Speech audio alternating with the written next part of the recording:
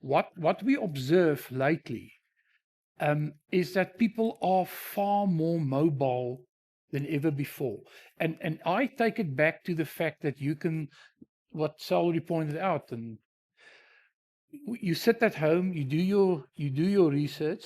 So now you already have the idea of what you want, and now it's a matter of going to a retailer that can fulfill that need, either a delivery or you want to first go out and touch and feel still.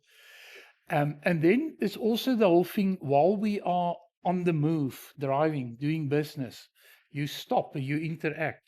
And what we definitely see is that the old conventional way of doing assessments, doing a catchment, we still do it, they do it, we all do it, but that is fading a lot. The inflow, if we do, I help a lot with KFC, not so much with McDonald's at the moment anymore, but in all areas, even in rural areas, for Roots, doesn't matter who the brand, you cannot believe how people actually move.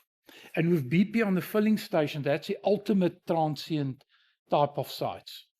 I mean, where's Lauren now? Yeah. Last Lauren.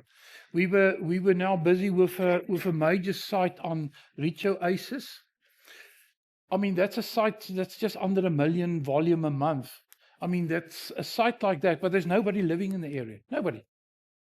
And it's all speak to that whole thing, how we currently live.